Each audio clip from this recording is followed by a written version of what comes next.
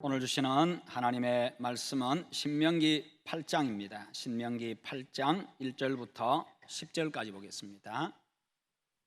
신명기 8장 1절에서 10절입니다. 구약성경 274페이지입니다.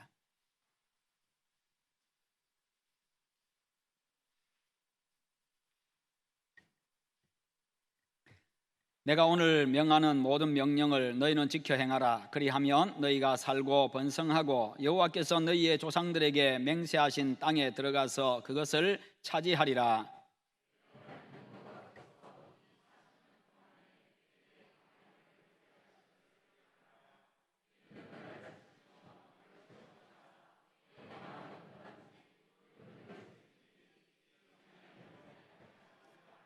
너를 낮추시며 너를 줄이게 하시며 또 너도 알지 못하며 내 조상들도 알지 못하던 만나를 내게 먹이신 것은 사람이 떡으로만 사는 것이 아니요 여호와의 입에서 나오는 모든 말씀으로 사는 줄을 내가 알게 하려 하심이니라.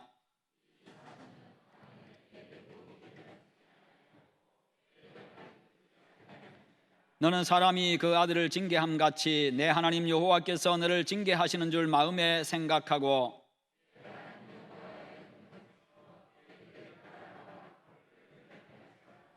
내 하나님 여호와께서 너를 아름다운 땅에 이르게 하시나니 그곳은 골짜기든지 산지든지 시내와 분천과 샘이 흐르고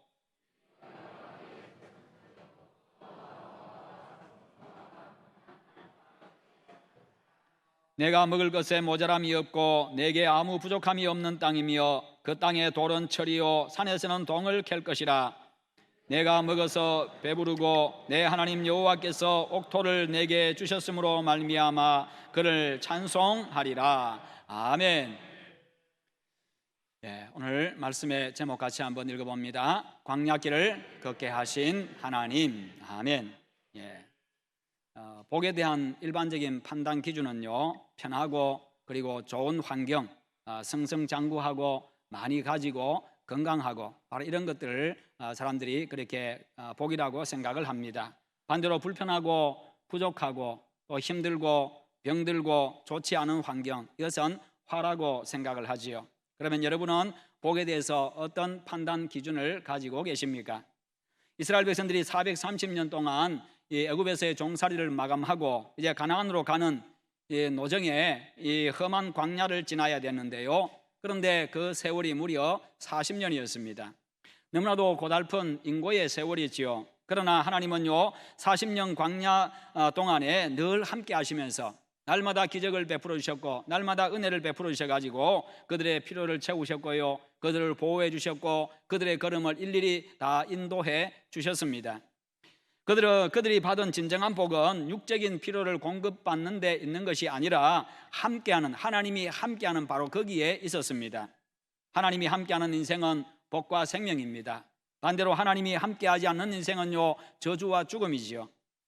하나님은 부족하고 불편하고 위험한 광야에서 그들과 늘 함께 하심으로 불편하고 부족하고 위험한 그 광야를 복의 장소가 되게 하셨습니다. 광야는 너무나 힘들고 고통스럽지만 거기서 하나님이 숨겨놓으신 그 복을 발견하는 사람에게는 그 광야가 오히려 흥분과 희망과 복의 장소가 됩니다. 하나님께서 세상이라고 하는 광야를 우리에게 주셔가지고 바로 거기에 우리를 세우셨고 우리로 하여금 걷게 하셨습니다. 광야는 너무나도 고통스럽고 그렇습니다만은 그러나 우리가 인생의 광야 길을 걸어가면서 하나님께서 여러분들을 위해서 나를 위해서 숨겨놓으신 그 복을 걸음걸음마다 발견하게 될 때에 우리의 걸음은 정말 기쁨이 넘치는 걸음이 될 것이고 평강의 걸음이 될 것이고 기대가 넘치는 감동의 걸음이 될 것입니다. 그러므로 여러분 인생의 광야를 지나면서요 하나님께서 여러분들을 위해서 숨겨놓으신 그 복들을 하나하나 발견하고 누리며 살아가시기를 축원합니다. 그 복을 찾으면요 불편하고 부족한 광야의 삶이 평안과 풍성함과 행복이 되어집니다. 그 복을 찾으면요 거친 광야의 삶이요 눈부시게 아름다울 수가 있습니다. 그 복을 찾으면 메마른 광야의 삶이 가슴 벅찬 감동과 감격이 되어집니다. 그렇다고 한다면요 이 광야는 저주가 아니라 복이 아니겠습니까? 그러니 단지 일이 좀 꼬인다고 앞이 좀 막힌다고, 몇 번 실패했다고, 환경이 좀 나쁘다고, 좀 아프다고 여러분 주저앉지 마시기를 바랍니다. 아무것도 포기하지 마시기를 바랍니다. 하나님이 우리를 위해서요 웃을 일도 많이 준비해 놓으셨기 때문입니다. 원망하고 불평할 그런 일들이 많이 쌓였다 할지라도 그것들을 다 잊어버릴 만큼, 그것들을 다 덮고도 남을 만큼 더 크게 감사할 조건을 하나님이 내 인생의 광야 속에다가 그 걸음걸음 걷는 그 길마다 숨겨 놓으셨기 때문입니다. 그러면 사람들이 저주나 고통으로 생각하는 광야가 어떻게 복의 장소가 될 수 있습니까? 2절을 보면 그 이유를 알 수가 있습니다. 우리 2절 말씀을 같이 한번 읽어보겠습니다. 내 하나님 여호와께서 이 40년 동안에 내게 광야 길을 걷게 하신 것을 기억하라. 이는 너를 낮추시며 너를 시험하사 내 마음이 어떠한지 그 명령을 지키는지 지키지 않는지 알려 하심이라. 아멘. 여기서요 광야 길을 걷게 하신 분이 누구라고 말씀합니까? 하나님이라고 말씀하고 있습니다. 하나님이 너로 하여금 광야 길을 걷게 하셨다. 하나님이 광야 길을 걷게 하셨다. 바로 이 말씀 한마디 때문에 광야가 복의 장소로 바뀌는 것입니다. 내가 죄 지어가지고 그렇게 고난의 길, 고통의 길을 간다고 한다면 그것은 저주겠습니다만, 그러나 하나님이 특별한 목적이 있어서, 특별한 계획이 있어서 하나님께서 나로 하여금 그 광야 길을 걷게 하셨기 때문에, 불편하고 부족하고 정말 힘들고 고통스러운 바로 그 길을 걷게 하셨기 때문에, 그럼에도 불구하고 그것이 바로 복의 장소인 것이지요. 하나님이 함께 하시는 한 어떤 환경도요 저주나 불행일 수가 없습니다. 성도 여러분, 우리가 걷는 길이요 정말 험할 수가 있습니다. 굽어 도는 수도 있습니다. 산으로 하면 심장을 후벼 파는 듯한 그런 아픔도 있을 수 있고요, 어디로 가야 될지 몰라서 방황할 수도 있습니다. 다시는 날이 새지 않을 것 같은 그런 캄캄한 어두움이 우리를 뒤덮을 수도 있습니다. 그러나 선하신 하나님이 우리를 선한 길로 반드시 인도하십니다. 위로의 하나님이 우리의 상처를 싸매 주시고요 위로해 주시고 치료해 주십니다. 창조주 하나님이 어둠을 물리치고 우리로 하여금 눈부신 아침을 맞이하게 해 주실 것입니다. 그분은 우리가 복받고 생명을 누리는데 모든 것을 집중하고 계십니다. 내가 복받는 일에 모든 관심을 집중하고 계시고요, 내가 생명을 누리는 일에 하나님은요 모든 관심을 집중하고 계십니다.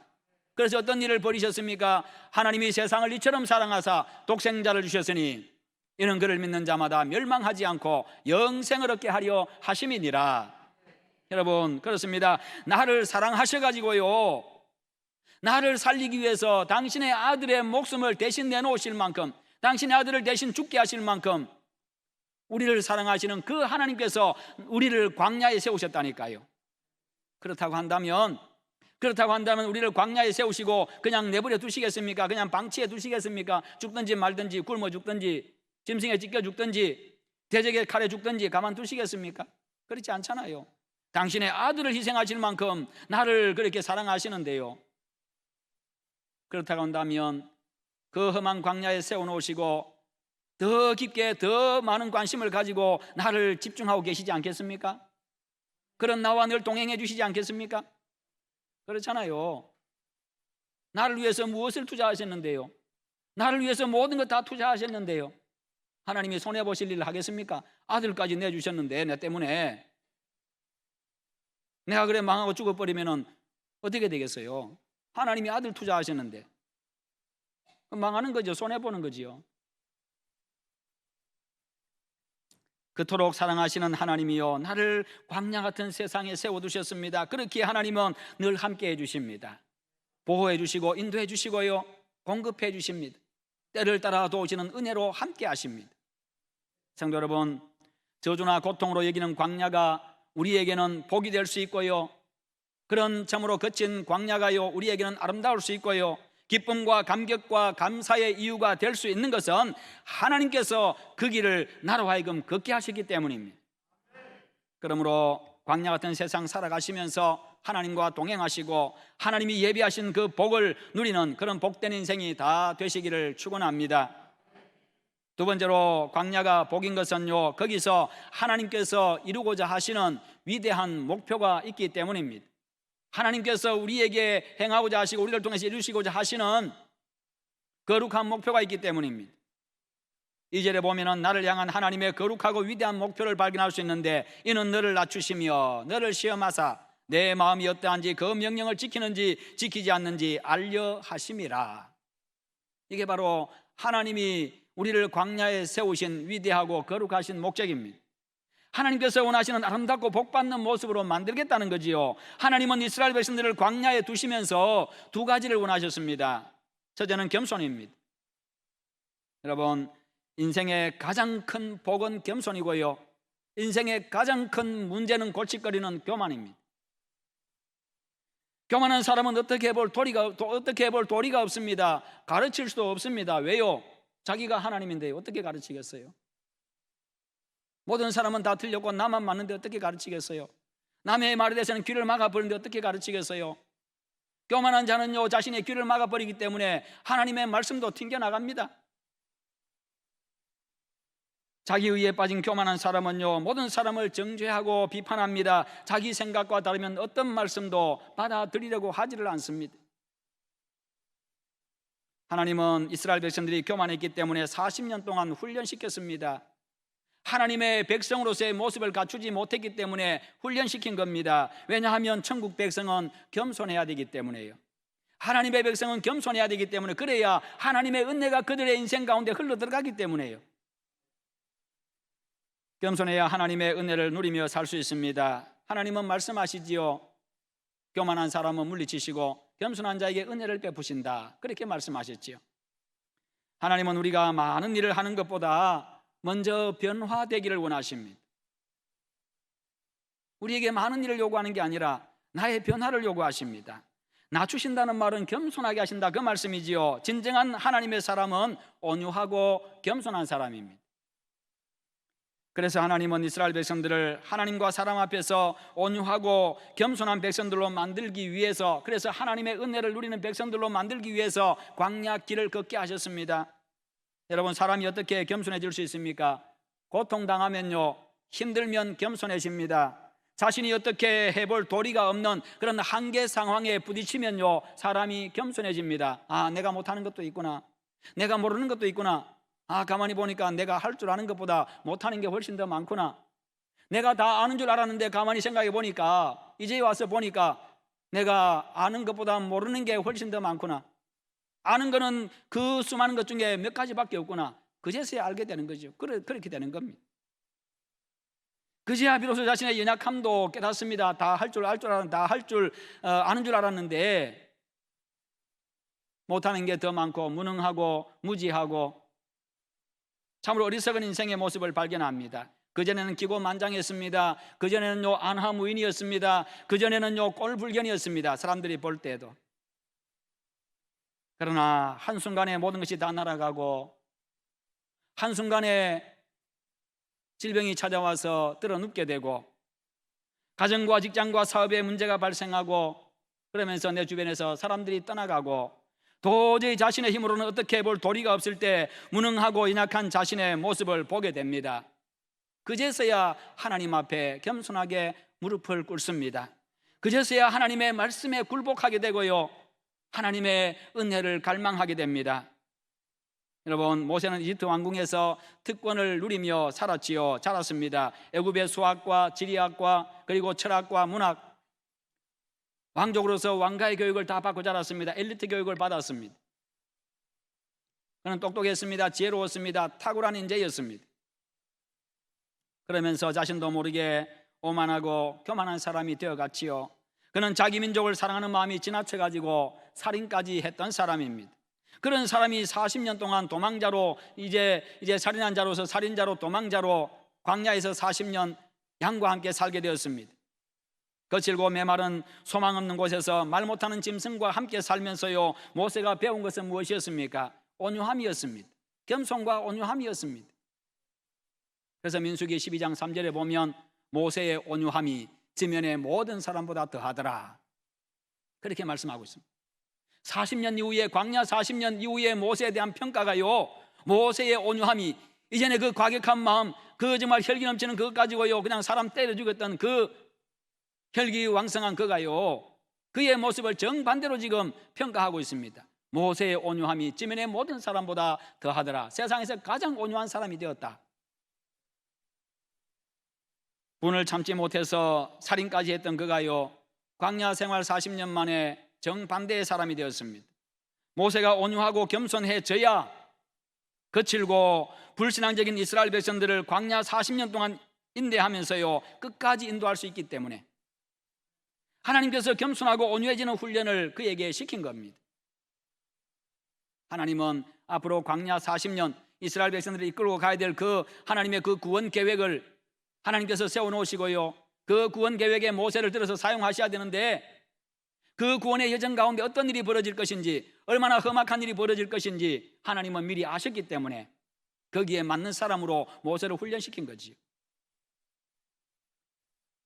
이스라엘 백성들이 원망하고 불평하고 대적하는 그런 상황 속에서도요, 겸손함으로 사람들을 소중하게 여기고 거친 사람도 소중하게 여겨주고 온유함으로 인내하고요, 아버지의 마음으로 그들도 다 품고 기다려줄 수 있는 그런 사람으로 하나님이 훈련시켜 주신 겁니다.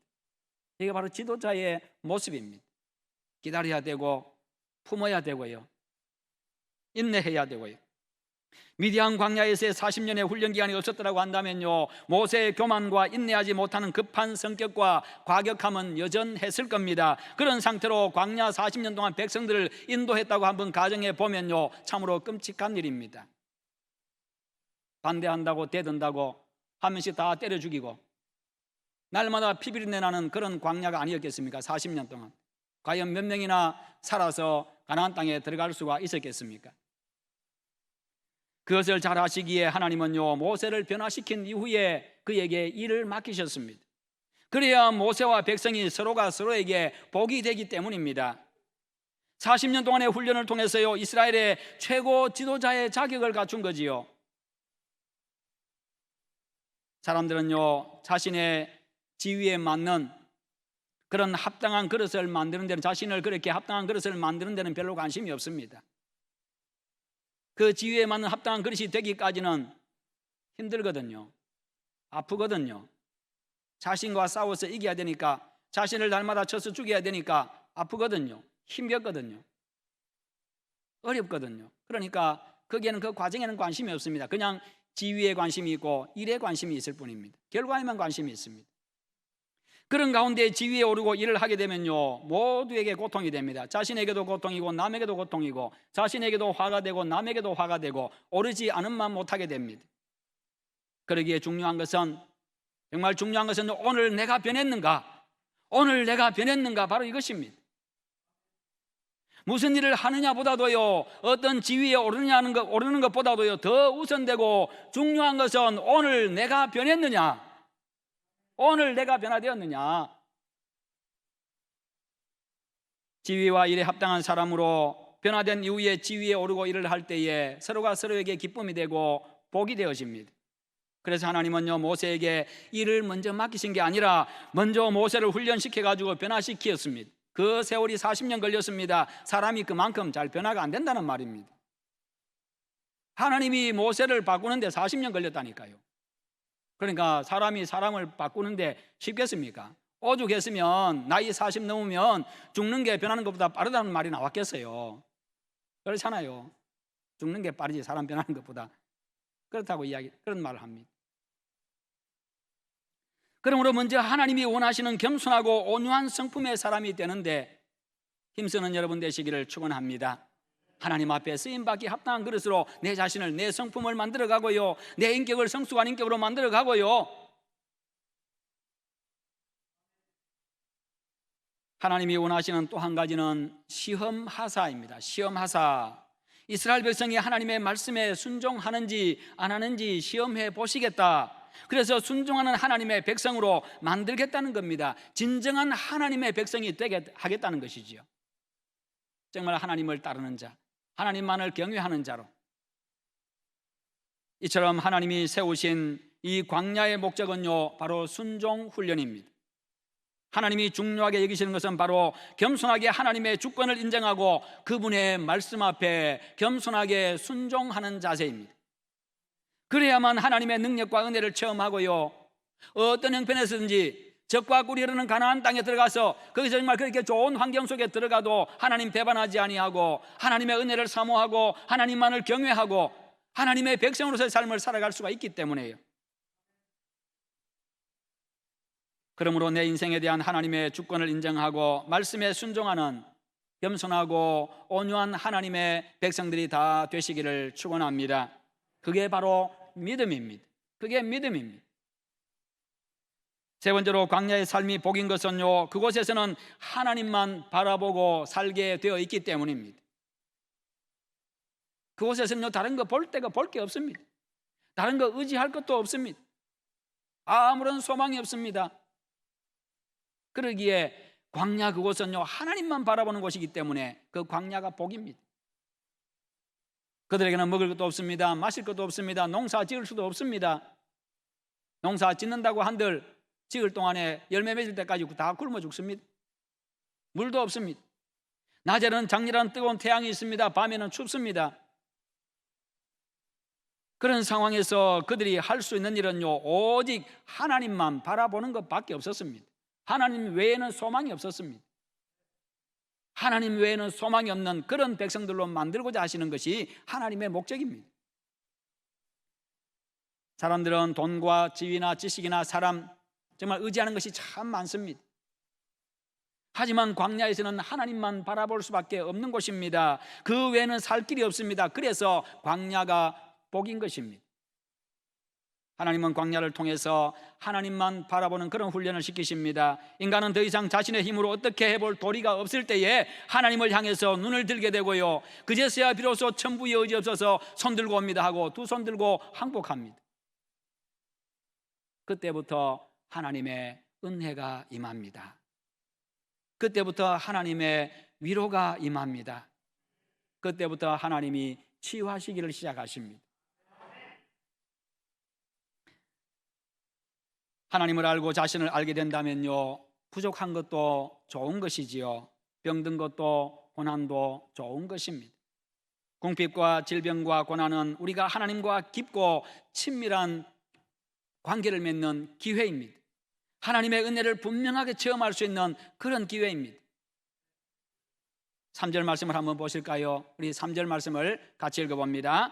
너를 낮추시며 너를 줄이게 하시며 또 너도 알지 못하며 내 조상들도 알지 못하던 만나를 내게 먹이신 것은 사람이 떡으로만 사는 것이 아니요 여호와의 입에서 나오는 모든 말씀으로 사는 줄을 내가 알게 하려 하심이니라. 아멘. 그러므로 여러분, 감사하게 모든 상황을 받아들이시기를 축원합니다. 사람이 떡으로만 사는 것이 아니라는 이 말은요, 여러분, 육체만 살아있다고 해서 산 사람이 아니라는 것입니다. 육체에 생명만 붙어있다고 해서, 호흡만 붙어있다고 해서 산 사람이 아니라는 거예요. 떡을 먹어야 사는 육체를 가지고 있지만 동시에 영적인 존재이기 때문에 영이 살아야 된다는 겁니다. 그래서 영혼이 살아야 진정으로 살아있는 사람입니다. 하나님께서 그렇게 매일매일 하늘 양식 만나를 내려가지고 육체의 양식을 공급해 주신 것은 그와 같이 우리의 영혼도 하나님의 말씀, 영의 양식을 날마다 공급받아서 먹어야만 살 수 있다는 것입니다. 그것을 가르치고 있다는 것이죠. 영혼이 사는 것은 하나님 안에 있을 때만 가능합니다. 그러기에 인간은요, 하나님이 있어야 살 수 있는 존재입니다. 처음 창조될 때부터 그렇게 창조가 되어졌습니다. 잠시라도 하나님의 은혜가 끊어지면요, 인간은 존재 자체가 불가능합니다. 그래서 하나님은요, 하늘 양식 만나를 내려주시면서 하나님의 은혜를 갈망하고 살 것을, 하나님의 말씀대로 살아야 될 것을 보여주고 계시는 거지요. 그러므로 우리 인생의 주인이시요 생명 되신 하나님께 여러분 소망을 두시고 하나님만 바라보며 살아가시기를 축원합니다. 네 번째로 광야가 복인 것은요, 계시록 12장 6절 말씀과 관련이 있습니다. 요한계시록 12장 6절 말씀을 같이 읽어봅니다. 그 여자가 광야로 도망하며 거기서 1260일 동안 그를 양육하기 위하여 하나님께서 예비하신 곳이 있더라. 아멘. 광야는 양육하기 위해서 예비된 곳이라고 말씀합니다. 광야는 고통입니다. 부족함입니다. 기다림입니다. 불편함입니다. 그러나 그것을 통해서 성장하고 아름답게 변하는 곳이 바로 광야라는 것입니다. 광야는 우리가 성장하는 곳입니다. 새로워지는 곳입니다. 다시 태어나는 곳입니다. 광야는 우리를 아름다운 하나님의 백성으로 양육하는 곳입니다. 거기서 우리는 연단을 받아서, 훈련을 받아서 하나님께서 이기에 합당한 모습으로, 천국 시민의 모습으로 변화되어져 갑니다. 변화의 과정 가운데 하나님은요, 우리에게 적절한 은혜를 베풀어 주십니다. 하나님의 능력을 보게 됩니다. 4절에 보면 이 40년 동안에 내 의복이 헤어지지 아니하였고 내 발이 부르트지 아니하였느니라. 훈련 과정에 필요한 은혜를 하나님이 다 거기에 맞추어서 가지고 다 채워주시고 그렇게 역사해 주십니다. 하나님은 이 고난을 통해서 이스라엘을 영광스럽게 만드시고 복된 사람으로 만들어 주실 것을 7절부터 10절에서 약속을 하고 계십니다. 7절부터 10절까지 또 같이 읽어봅니다.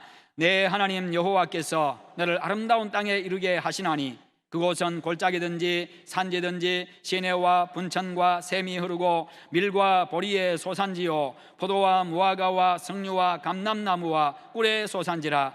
내가 먹을 것에 모자람이 없고 내게 아무 부족함이 없는 땅이며 그 땅에 돌은 철이요 산에서는 동을 캘 것이라. 내가 먹어서 배부르고 내 하나님 여호와께서 옥토를 내게 주셨으므로 말미암아 그를 찬송하리라. 아멘. 광야의 훈련을 잘 마치고 인내하며 잘 마치고 겸손한 사람으로 하나님의 진정한 백성의 모습으로 변화되고 나면요, 이와 같이 하나님께서 이렇게 큰 복을 약속하고 계십니다. 그래서 하나님을 경외하는 사람은요, 먹을 것에도 궁핍함이 없습니다. 15절과 16절도 같이 한번 읽어보겠습니다.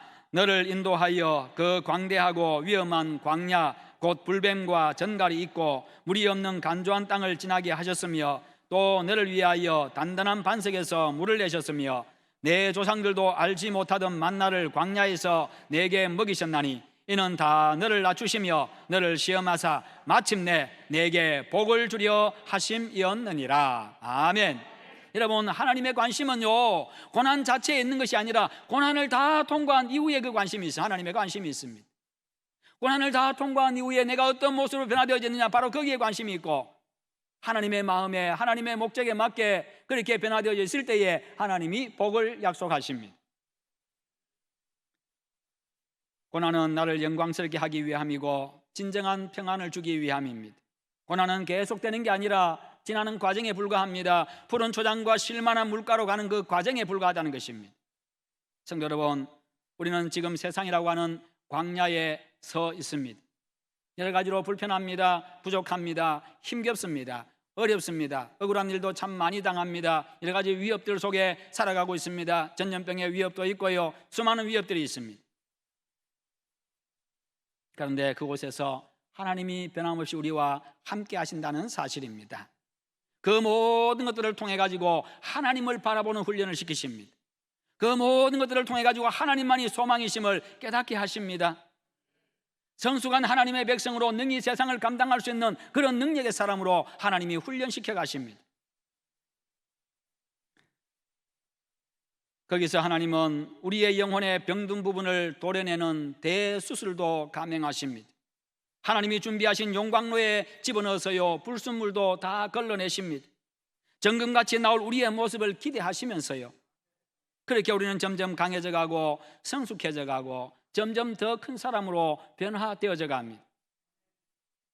사랑하는 성도 여러분, 우리는 하나님의 손에 의해서 교만을 제거하는 수술을 받아서 겸손하고 온유해져야 합니다. 불신앙과 불순종을 제거하는 수술을 받고 우리의 영혼이 건강해져 가야 합니다. 하나님의 영광로 속에서 불순물을 걸러내고요, 정금 같은 사람으로 나와야 합니다. 그래서 하나님의 강한 백성, 거룩한 백성으로 변화되어야 합니다. 그것을 위해서 하나님께서 우리를 광야에 세우셨습니다.